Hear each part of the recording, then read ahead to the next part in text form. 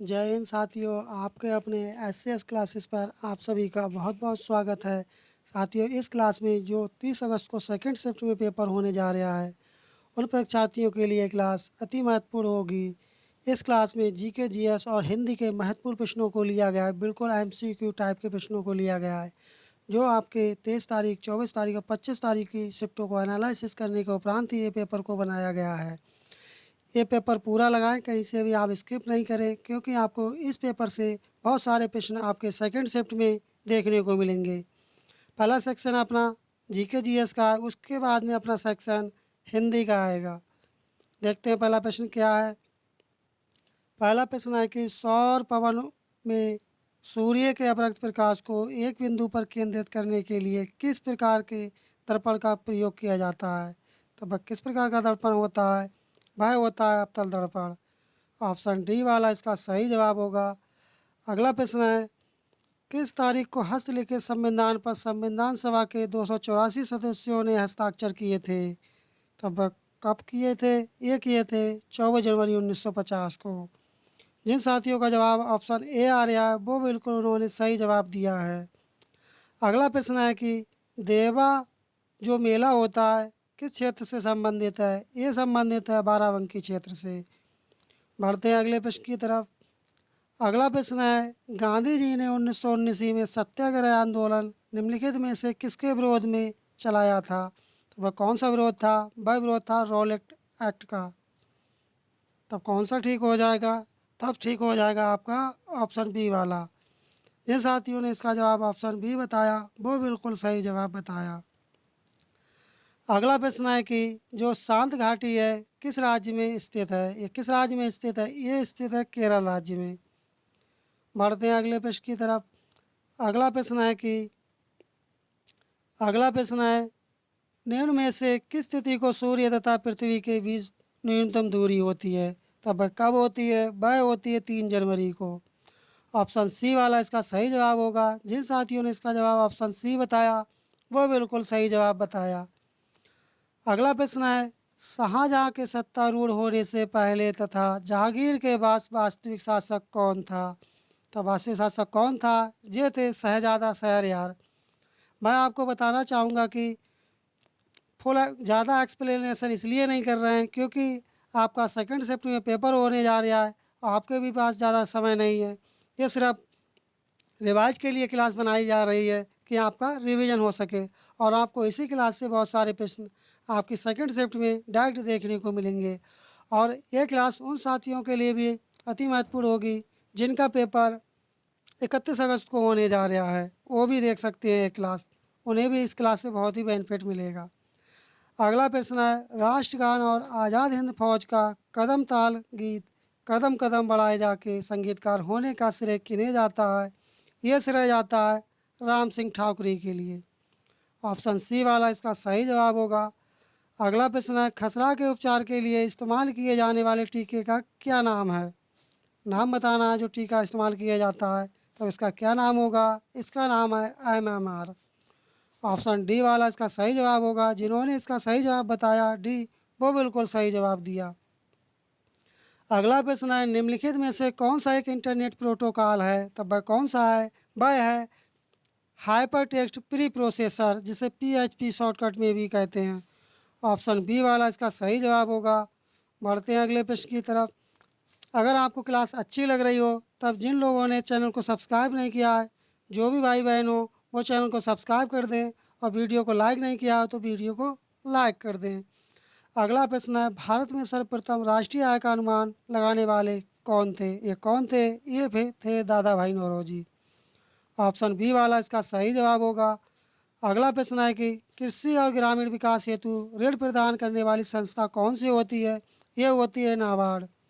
जो नाबार्ड बैंक होती है, कृषि ग्रामीण लोगों के लिए कृषि के लिए लोन प्रोवाइड कराती है, अर्थात उनके लिए सुविधाएं मुहैया कराती है। और इसकी स्थापना कब हुई थी, ये आप कमेंट बॉक्स में बताएं। अगला प्रश्न है, ताप का संचरण अणुओं के स्थानांतरण के द्वारा किसमें होता है। तब ये किसमें होता है? ये आपका होता है संवहन में। ऑप्शन ए वाला इसका सही जवाब होगा। बढ़ते हैं अगले प्रश्न की तरफ। अगला प्रश्न है, संयुक्त राष्ट्र खाद्य एवं कृषि संगठन एफएओ का मुख्यालय कहाँ स्थित है? इसका मुख्यालय स्थित है रोम में। जिन लोगों ने इसका जवाब ऑप्शन डी रोम बताया वो बिल्कुल इसका सही जवाब बताया है। आपको इसी क्लास से बहुत सारे प्रश्न आपकी शिफ्ट में देखने को मिलेंगे, इसलिए पेपर को अंत तक लगाएं, कहीं से भी आप लोग स्किप ना करें। अगला प्रश्न है, निम्नलिखित में से कौन सी नदी डेल्टा का निर्माण नहीं करती है? तब यह कौन सी नदी है जो डेल्टा का निर्माण नहीं करती है? ये नहीं करती है ताप्ती नदी। ऑप्शन ए वाला इसका सही जवाब हो जाएगा। बढ़ते हैं अगले प्रश्न की तरफ। अगला प्रश्न है, उत्पादन के 3 स्तंभ क्या हैं? तो इसके उत्पादन के 3 स्तंभ क्या हैं आपको बताना है। तब इसके उत्पादन के साथियों इसके 2 ऑप्शन दिए हुए नहीं है, इसलिए इस प्रश्न को स्किप कर रहे हैं। टाइपिंग में साथियों इसकी मिस्टेक हो गई, इसलिए क्षमा करें। अगला प्रश्न है कि राज्यसभा के प्रधान सभापति हैं, तब इनके कौन होते हैं? राज्यसभा के प्रधान सभापति कौन होते हैं? ये होते हैं राष्ट्रपति। ऑप्शन डी वाला इसका सही जवाब होगा। अगला प्रश्न है कि राष्ट्रपति संसद द्वारा पारित विधेयक को अपने पास विचारार्थ अधिकतम कितने दिनों तक ये रख सकते हैं? तब ये कितने दिनों तक रख सकते हैं? जो साथी लोग इसका जवाब कोई सीमा नहीं बता रहे हैं वो बिल्कुल इसका सही जवाब बता रहे हैं। ऑप्शन डी वाला इसका सही जवाब होगा। बढ़ते हैं अगले प्रश्न की तरफ। अगला प्रश्न है, जालियांवाला बाग में गोली चलाने का आदेश देने वाला जनरल था, तब वह कौन था जिसने आदेश दिया था गोली चलाने का? वह था ओडायर। ऑप्शन बी वाला इसका सही जवाब हो जाएगा। अगला प्रश्न है, उत्तल और अवतल दर्पण किसके उदाहरण हैं? उत्तल और अवतल दर्पण जो एग्जाम्पल हैं वे किसके एग्जाम्पल हैं? ये हैं गोलीय दर्पण के। ऑप्शन बी वाला इसका सही जवाब होगा। जिन साथियों ने इसका जवाब ऑप्शन बी बता रहे हैं वो बिल्कुल सही जवाब बता रहे हैं। अगला प्रश्न है, हुमायूं का मकबरा के वास्तुकार कौन थे? तब कौन थे इसका वास्तुकार? लाहौरी के उस्ताद अहमद, जॉर्ज बिटेट, मिर्ग मिर्जा गयास जिसे गयात के भी नाम से जानते हैं, या दावुल के याकूत। तब कौन थे? जो साथी लोग इसका जवाब मिर्ग मिर्जा गायस बता रहे हैं वो बिल्कुल इसका सही जवाब बता रहे हैं। ऑप्शन सी वाला इसका सही जवाब होगा। अगला प्रश्न है, किसी कंप्यूटर में कंपाइलर होता है, तब ये कंपाइलर क्या होता है? ये होता है सिस्टम सॉफ्टवेयर। ऑप्शन ए वाला इसका सही जवाब होगा। अगला प्रश्न है, भारतीय संविधान सभा किसके कहने पर बनाई गई थी? तब ये किसके कहने पर बनाई गई थी? ये बनाई गई थी कैबिनेट मिशन के कहने पर। ऑप्शन डी वाला इसका सही जवाब होगा। अगला प्रश्न है, मंदिरों की उत्तरी शैली कौन सी है? तब ये कौन सी शैली है उत्तरी? ये शैली है नागर शैली। ऑप्शन सी वाला इसका सही जवाब होगा। बढ़ते हैं अगले प्रश्न की तरफ। अगला प्रश्न है कि ऊर्जा का मात्रा निम्न में से किसके समान होता है? अर्थात किसके इक्वल होता है? जो ऊर्जा का मात्रक होता है वह किसके समान होता है अर्थात बराबर होता है? जो साथी लोग इसका जवाब कार्य बता रहे हैं वो बिल्कुल इसका सही जवाब बता रहे हैं। ऑप्शन सी वाला इसका सही जवाब होगा। अगला प्रश्न है, दक्षिण गंगोत्री शोध केंद्र कहाँ स्थित था? ये स्थित था अंटार्कटिका में। ऑप्शन ए वाला इसका सही जवाब होगा। अगला प्रश्न है, भारतीय संविधान का कौन सा अनुच्छेद अनुसूचित क्षेत्रों और जनजाति क्षेत्रों के प्रशासन से संबंधित है? तो वह कौन सा आर्टिकल है? वह आर्टिकल है 244। ऑप्शन सी वाला इसका सही जवाब होगा। अगला प्रश्न है, पाक स्टेट संधि निम्न में से किनके मध्य स्थित है? तब ये किनके मध्य स्थित है? ये स्थित है भारत और श्रीलंका के बीच। बढ़ते हैं अगले प्रश्न की तरफ। अगला प्रश्न है, भारत संविधान का कौन सा भाग राज्य के नीति निर्देशक सिद्धांतों से संबंधित है? तो ये कौन सा भाग है? ये भाग है भाग 4। ऑप्शन बी वाला इसका सही जवाब होगा। आपने इसका सही जवाब क्या दिया कमेंट बॉक्स में अवश्य बताएं। लाल रक्त कोशिकाओं की औसत आयु कितनी होती है? तब कितनी होती है? इनकी एज कितनी होती है? इनकी एज होती है 120 दिन। बढ़ते हैं अगले प्रश्न की तरफ। अगला प्रश्न है, निम्नलिखित नदियों में से किसके मुहावने पर पक्षी के पंजे की आकृति वाला डेल्टा बनता है? तो वह कौन सा नदी है जो इस तरह का बनता है? वह बनता है मिसिसिपी नदी पर। ऑप्शन डी वाला इसका सही जवाब होगा। बढ़ते हैं अगले प्रश्न की तरफ। अगला प्रश्न है कि अगर साथियों अगर क्लास अच्छी लग रही हो तो अभी तक आपने चैनल को सब्सक्राइब नहीं किया, चैनल को सब्सक्राइब कर दें और वीडियो को लाइक करना ना भूलें।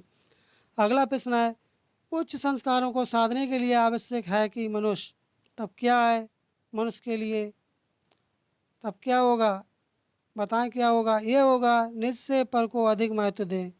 ऑप्शन ए वाला इसका सही जवाब होगा। साथियों, ये अब अपना हिंदी का सेक्शन आ चुका है, इसे भी पूरा लगाएं, कहीं आप स्किप कर दें।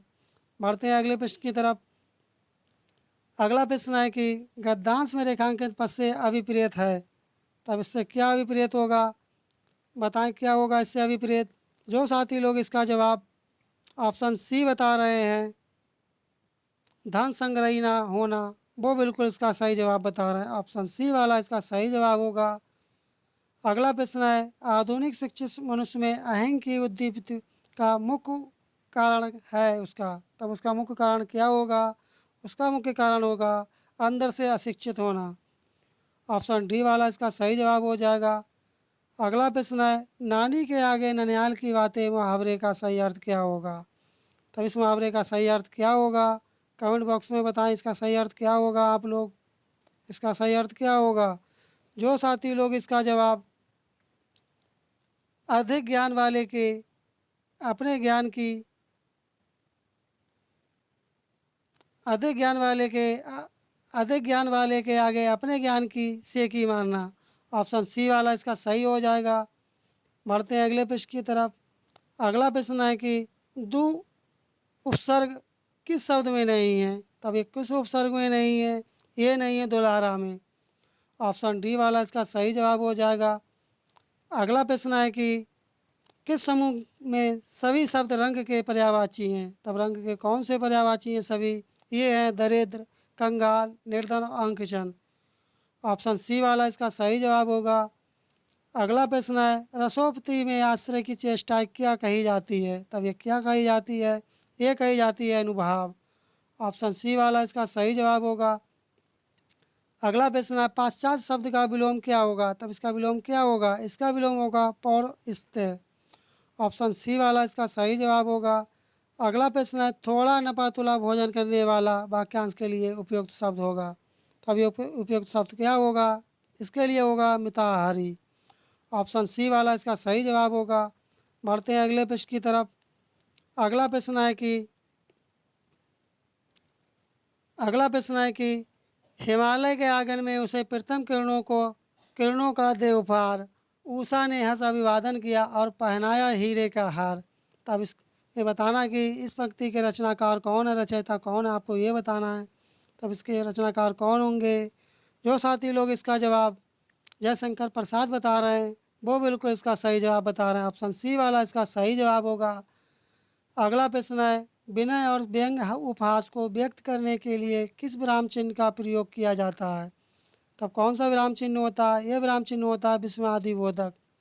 ऑप्शन बी वाला इसका सही जवाब होगा। अगला प्रश्न है, तत्सम से तद्भव बने सही शब्द युग्म को खोजिए। तब कौन से होंगे? ये होंगे घट और घड़ा। ऑप्शन ए वाला इसका सही जवाब होगा। अगला प्रश्न है, चिरजीवो जोरी जुरे क्यों ना सने गंभीर, को घटी ये वृषभानुजा बेहलदर के वीर। पंक्ति में क्या बताना है? अलंकार बताना है। वक्रोक्ति होगा, यमक होगा, सलेस होगा या अनुप्रास होगा। जो साथी लोग इसका जवाब ऑप्शन सी बता रहे हैं, सलेस अलंकार, वो बिल्कुल इसका सही जवाब दे रहे हैं। अगला प्रश्न है, रस सिद्धांत के आदि प्रवर्तक कौन है? तब ये कौन प्रवर्तक हैं? इसके प्रवर्तक हैं भरत मुनि। ऑप्शन ए वाला इसका सही जवाब होगा।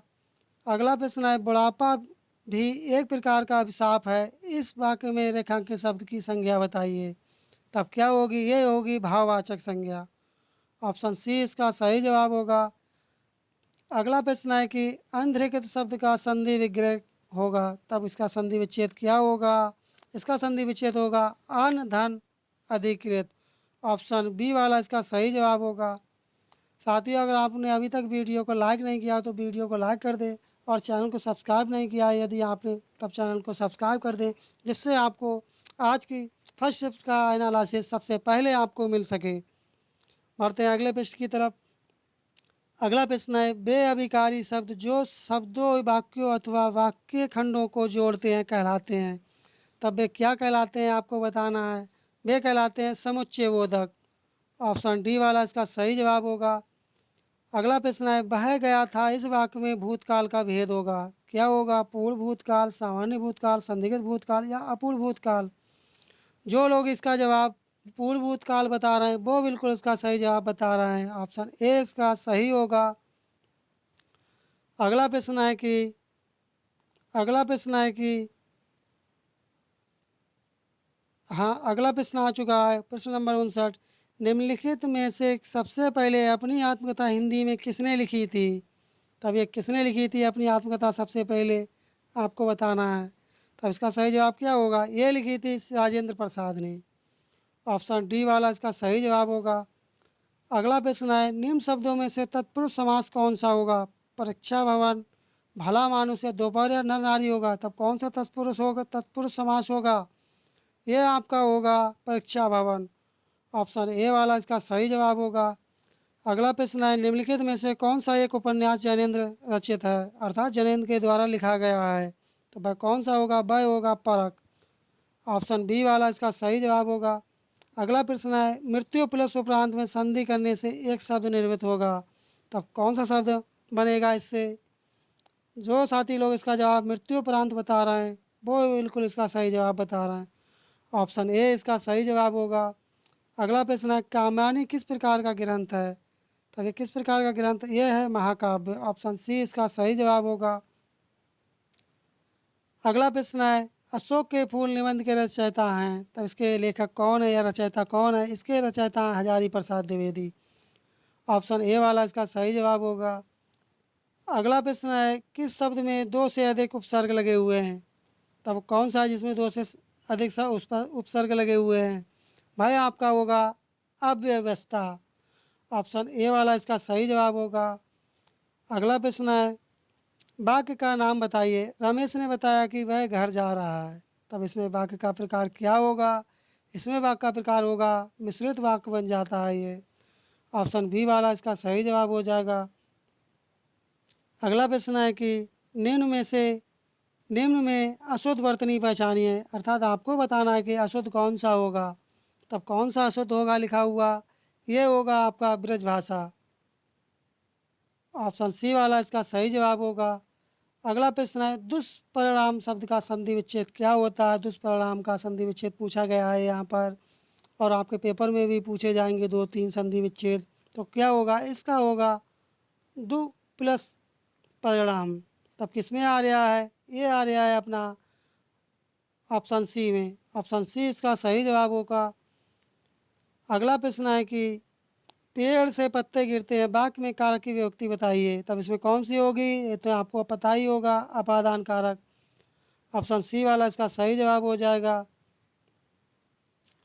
साथियों, इसमें 69 थे साथियों। अगर क्लास अच्छी लगी हो तो आपने अभी तक चैनल को सब्सक्राइब नहीं किया हो तो चैनल को सब्सक्राइब कर दें, और वीडियो को लाइक नहीं किया हो तो वीडियो को लाइक कर दें। मिलते हैं जल्दी नेक्स्ट क्लास में, तब तक के लिए धन्यवाद। जय हिंद, जय भारत। आपका दिन शुभ हो।